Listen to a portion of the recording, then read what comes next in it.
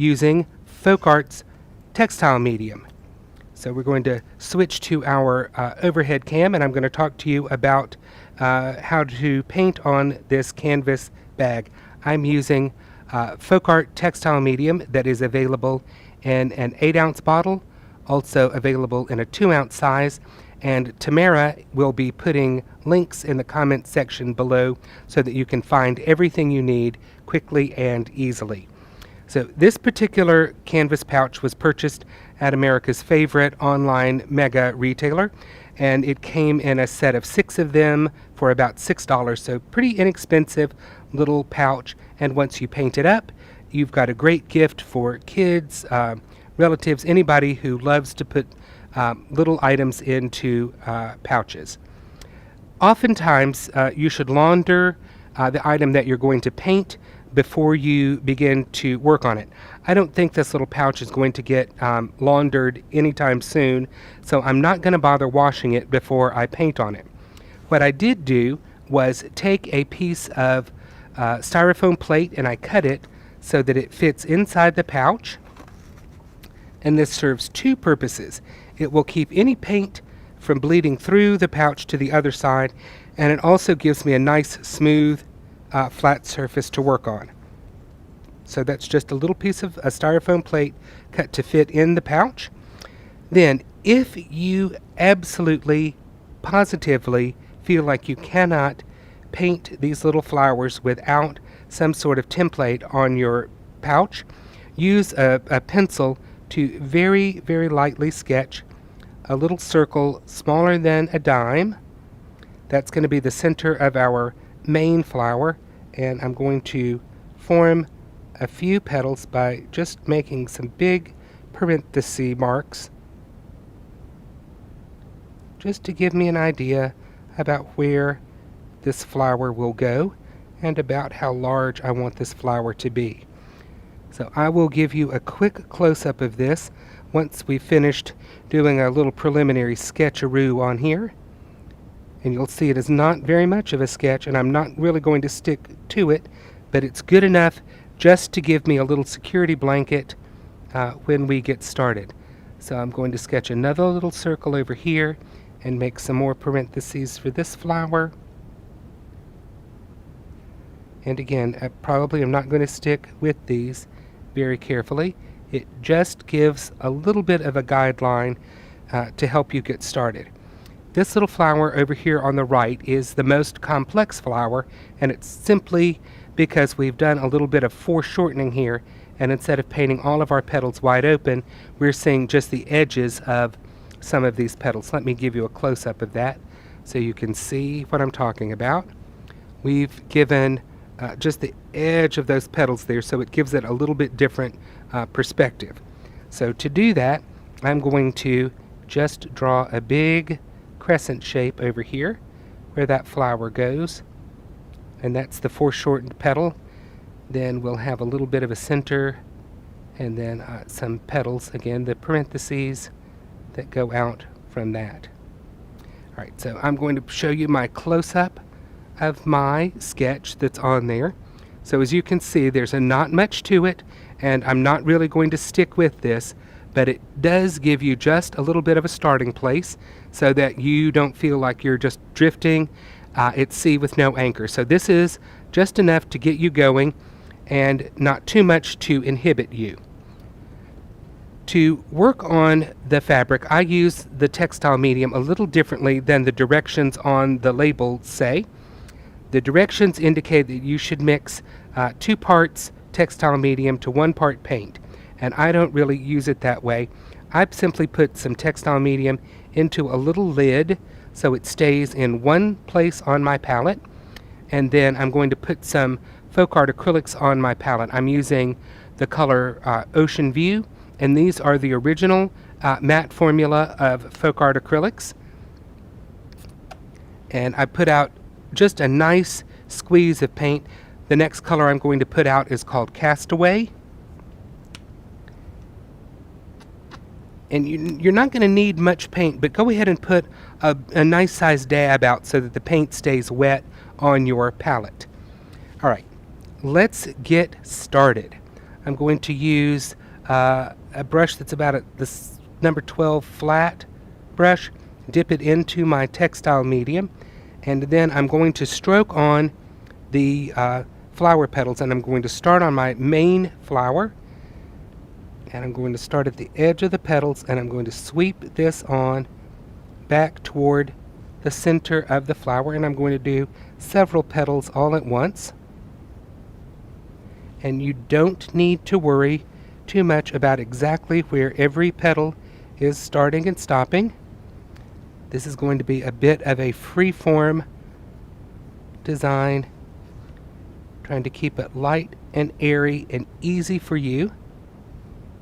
Hey Andy, we have a question from Carmala who's wondering if the textile paint is necessary. The textile medium should be used when you're painting on fabric, just to ensure that you get a really good bond with the paint and the fabric. All right, I'm going to pick up now a little bit of, let's make sure I'm calling the color the right color. This is Ocean View, and I'm picking up a very small amount of Ocean View and more textile medium. So I'm creating a very transparent bit of color, and I'm going to stroke this on from the outside edge in toward the center. If you don't have textile medium, you can of course paint this without it, but you will get a different look. The textile medium makes this the paint slide on the canvas very easily. So I'm painting some petals on here, just stroking from the outside edge in toward the center. I'm not trying to fill in every petal, nor am I trying to fill them in completely. Just giving the general shape of the flower petals. Plenty of textile medium, and the paint is just gliding on this canvas. The textile medium will keep your paint wet long enough for you to paint without any problem with your paint drying out. Alright, so we have now done the hard part of our big flower. Just keep looking, just make sure that everything is kind of where I want it to be. Alright, I'm going to wipe my brush and pick up more textile medium with no color in it this time, and we're going to do this little flower off to the left hand side of the pouch, stroking the textile medium on the flower petals. This is a simple way to do this, and I did mine in kind of aqua and blue colors. You could of course do this with pinks, you could do it with yellows and oranges. Whichever colors you want to use, you want a pretty light color and then a more vivid color in the same family. And while we're at it, let's go ahead and do this little flower that's a bit in profile. Again, lightly filling it in, just stroking the textile medium on where our petals are going to go. And no two pouches that you paint will ever be the same. Everyone's going to be a little bit different and a little bit unique. Alright, so I've picked up some Ocean View, again mixing it with plenty of textile medium so that it's very transparent, and we'll stroke on our flower petals, starting at the tip and working in toward the center.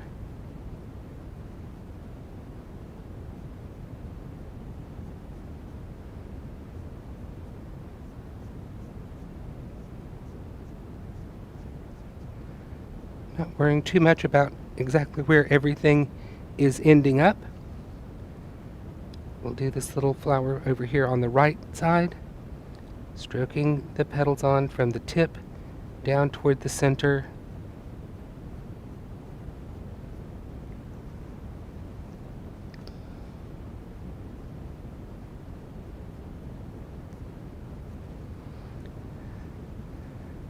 Okay, next thing I'm going to do, going to pick up a little bit of Castaway and some textile medium.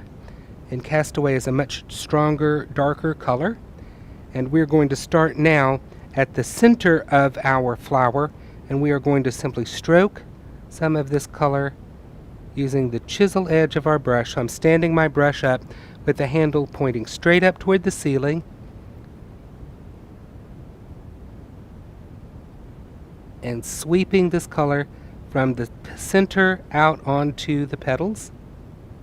You don't need to fill in every single bit of the petal. You can leave some little spaces there.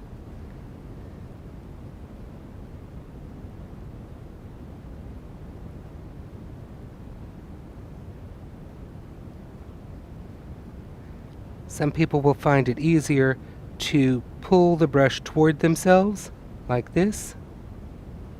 And I've not picked up any more paint on my brush, just the paint that I started out with up here. Still plenty to go around.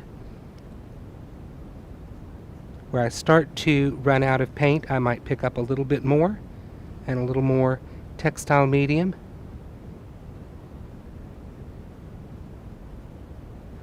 This is pretty simple painting, and I know that you all can do this without any problems at all. Just remember, hold the handle of the brush straight up toward the ceiling. Don't put a lot of pressure on your brush, and you can sweep this color on, and this gives the illusion that each petal is a little bit rippled. Come back and add a little bit more here and there, but don't overdo it. It's easier to overdo than it is to do a little bit less. So these petals on this flower are still wet. That textile medium has really penetrated into the canvas, and it will keep your paint wet long enough for you to paint all of your flowers without having to rush. Again, trying to keep this as easy for you as we possibly can.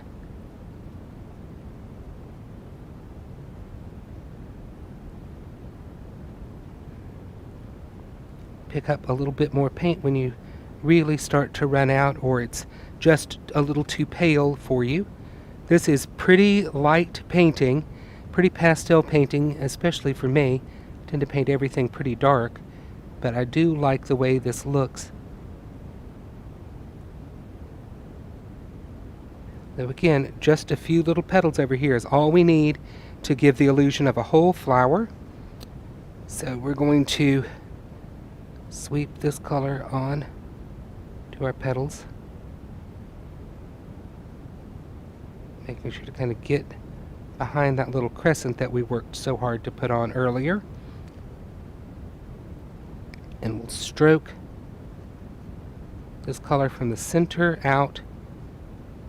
Again, keep that handle pointed toward the ceiling, just using the edge of your flat brush. Okay, that's what we've got so far. You've done a great job. We're going to put out some titanium white on our palette. I'm going to wipe my brush off. Just give it a good pinch between your paper towel. That'll get most of the color out of your brush. So I'm going to pick up a little bit more textile medium, and so I've got some of both colors in my brush, not enough to worry about, but I'm going to pick up a little bit of the titanium white and the textile medium and add maybe a little tiny bit of ocean view to that, making a really, really pale aqua color. And I'm going to this time start at the outside edge of my flower petals and just stroke on a few bold strokes of this pale aqua. And I'll show you what this looks like. I'll move in up close, but what I really want to do is come over here and get this little crescent painted in with my light aqua color. So standing the brush with the handle up toward the ceiling, we're just stroking that on, and then we'll pull a little bit of light color from the tips of some of these petals in, just creating a little bit of a highlight. Excuse me. And Andy, whenever you get a sec, Wendy asked if we could get a close-up. So Yes. that up whenever you get a sec. I will certainly do that in just 1 second. All right, so close up of what we've got so far. There we go. So you can see where I'm just starting to pull some of these light aqua highlights from the tip of the petal back toward the center. So that's where we are right now.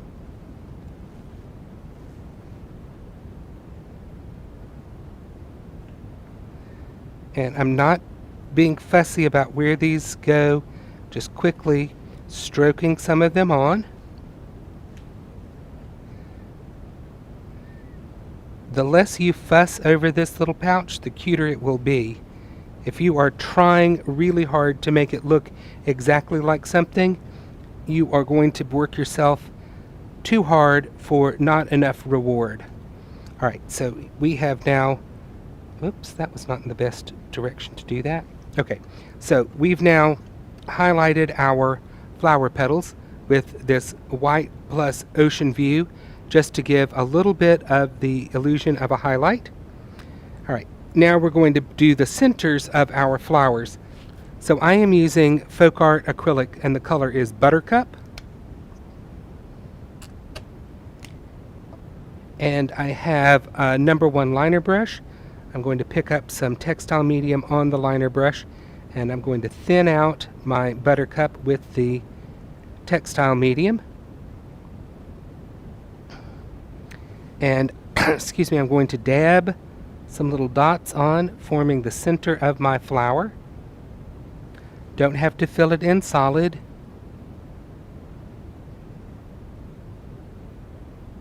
Just dab this on.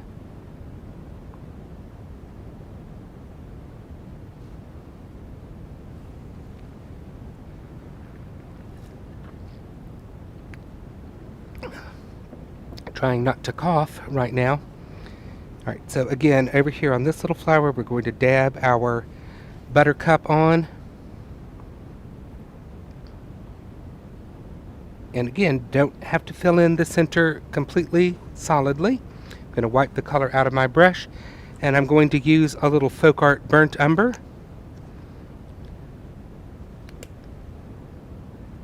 So again, I'm going to thin my burnt umber with my textile medium,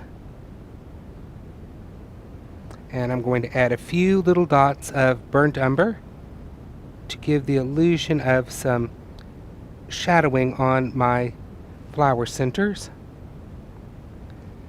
because we're not really shading the flower centers, we're just adding some dark color for a little bit of interest.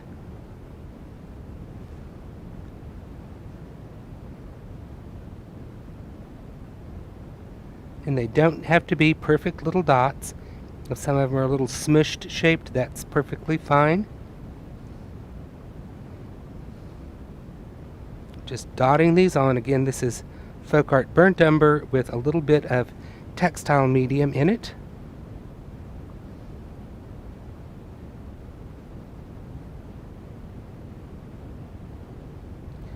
And believe it or not, we are just about completely done with this adorable little fabric pouch. So you need to let this dry, preferably overnight, so that it has a really good chance to dry. And you should heat set your fabric painting. To heat set your painting, once it is dry, this is still wet, so I'm going to set it aside and talk about this dry one here. You should lay a pressing cloth over your design. Then, because this is cotton, you can use the cotton setting on your iron. So match the heat setting of your fabric to your iron, then set the iron down on the design, hold it in place, count from 1 to 30, then pick the iron up and move it, set it on another spot of your design, count from 1 to 30. You don't want to iron this. You want to press the iron in place for 30 seconds, then move it until you've heat set the entire design. And once you've done that, then you will be able to launder this I have my own rule of thumb that says handcrafted, hand wash. So I would probably hand wash this, or either take a cleaning brush or sponge or something and do a little spot hand cleaning on it rather than throwing this in the washer, but it will be completely washing machine safe once you have heat set it. So again, once your paint is completely dry, heat set it, and then it is permanent on your fabric. So this is how we painted a simple little cotton tote and turned it into an adorable pouch that anybody would enjoy having to store their treasures in. So I want to thank you for joining us today here on the Plaid Crafts YouTube channel, and we encourage you to find something fun to paint every day. So till next